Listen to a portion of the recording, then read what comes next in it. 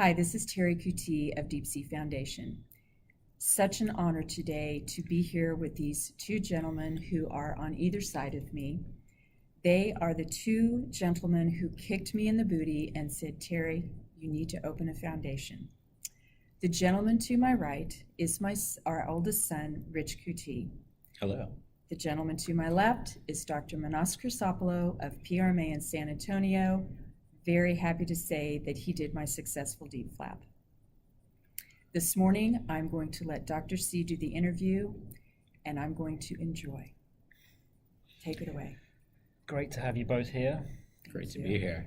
Terri, I can't believe it's been a year already since the last time we got together at the ASPS. That In was Orlando. in Orlando. That was a great conference. It was. Spreading patient advocacy. Yes. Our first panel, and we're going to repeat that this year, so that's great. Yeah. So, Rich, great to meet you. You as well. I heard a lot about you. I've heard a lot about you too. Glad we finally got to meet. So, you're in a position that you can really help us out as surgeons and our whole team. That's great. So I really want to take this opportunity to pick your brain. Yeah, So absolutely. I think patients through the foundation will benefit, but also physicians. So you were the primary caregiver after your mom had her bilateral DIEP flap surgery. That's right. Right. So what were your expectations before she came home, before she traveled back, and before you started taking care of her? What were you expecting? Yeah, to be honest, I wasn't entirely sure what to expect. I knew that it was a significant surgery, and I knew that she would need a lot of care. So that's kind of a vague thought to have in the back of your head, to understand that you're going to have to take care of somebody, and they've gone through something that's fairly traumatic. And I think from my perspective, understanding a little bit more about, maybe finer points about how I could help her. Here's the 2 or 3 things that you can do kind of before surgery, post-surgery, that will set her up for success.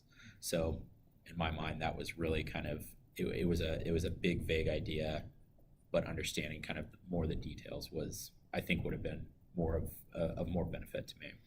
Did you have a conversation? All our patients go through pre-op, kind of a pre-op process, and we give instructions and everything, but let's be realistic. How do you really know what to expect when you've never been through anything like that? So it's just words, right? So do you remember anything of your mom, in terms of what she passed on to you? Hey, you're going to have to do these things. Do you remember any of that stuff, or is it all a blur? Yeah, it was quite a blur, because it was, as you can imagine, a very busy time. I think it was, the biggest question in my mind really was, what were the limitations? Okay. And I think there's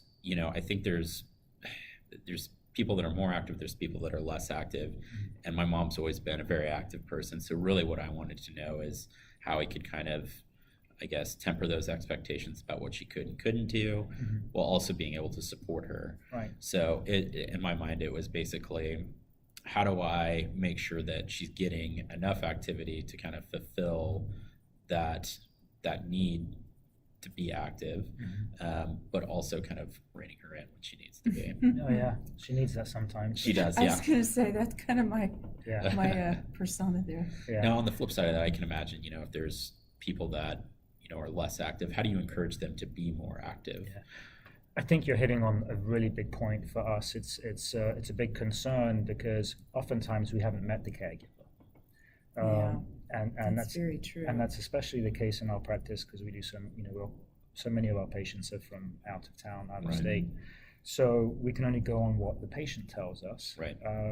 We love it when the caregiver is there to hear the pre-op stuff, and we do a lot of pre-ops over the phone. Yes. But all families have scheduling concerns, life, that have work and all the rest of it. So logistically, it's always tough. What you mentioned is a very big concern for us, the mobility aspect, because when your loved one comes home,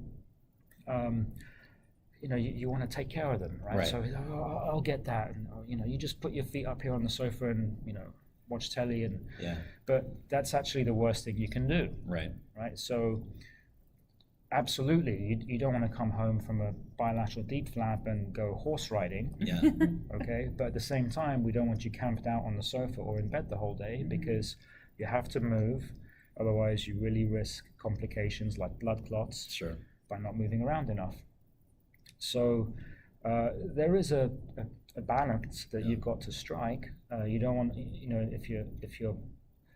if the patient's thirsty, if your loved one is thirsty, you don't want to say, "Oh, get up, get it yourself." Right. But at the same time, walking around multiple times a day, and then each day you walk more often, and every time you walk for longer. So you increase the frequency and the degree of the mobility. And then the other thing for us that's a concern is nutrition. So we tell patients ahead of time to optimize their protein intake.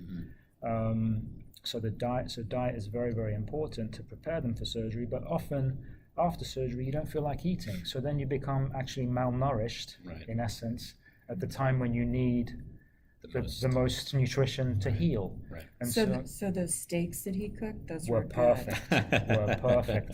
Yeah. That's exactly right. So that's another place where caregivers can really help out.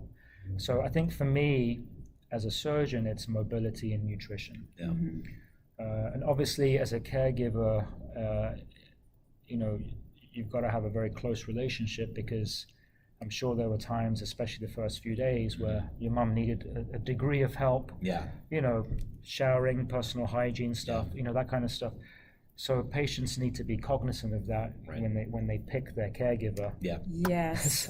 Yes, and I have to say, the first week out of hospital, when Dad couldn't be there and he had to go back to work, that's when we chose a good friend, another female, and she helped me with my showering. You met her when I came from my post-op. So that worked out well for me. But also in terms of driving, this guy was my driver, because you took off work, thank you very much, and drove me to physical therapy the morning we got back from San Antonio.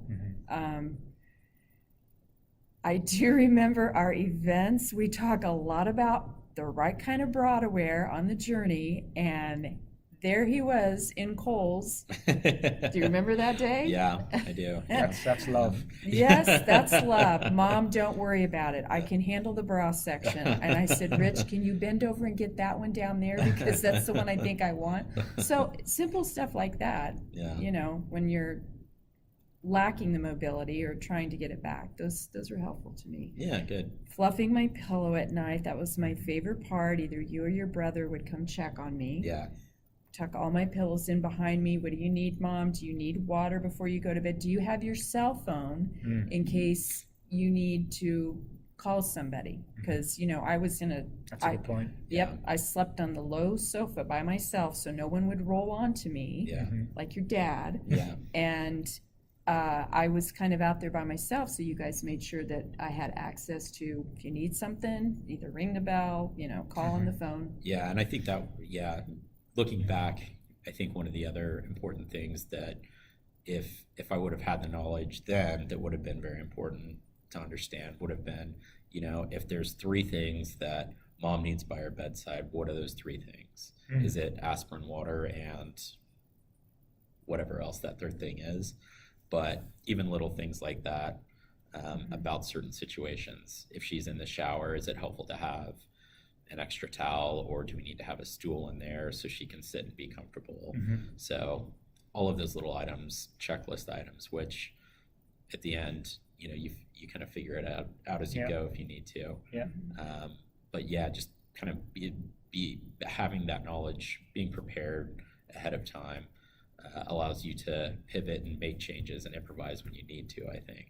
So. And I think with so many things to consider, it's easy to presume something is obvious, right? But when you've got so many things to plan, it's tough. I mean, having a drink next to you at all times, because hydration is very important, right? So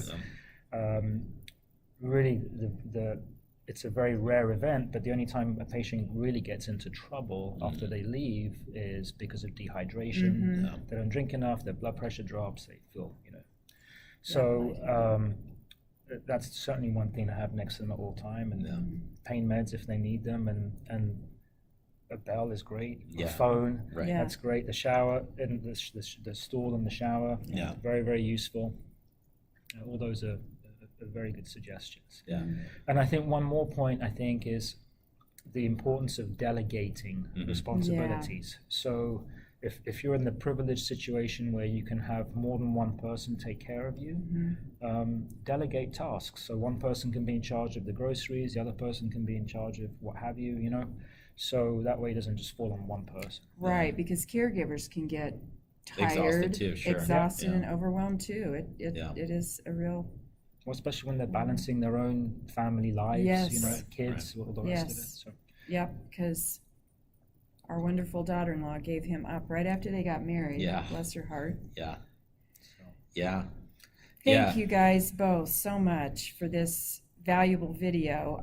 We know everybody's caregivers are different, but I hope that these hints help both the caregiver and the physician to listen to this and go, you know, what is it that we could talk about and consult that might help as the family moves forward with recovery and healing. Thank you very much. Thank you. I had to do that. I'll give him a pat. Thanks, guys. Welcome. Thanks.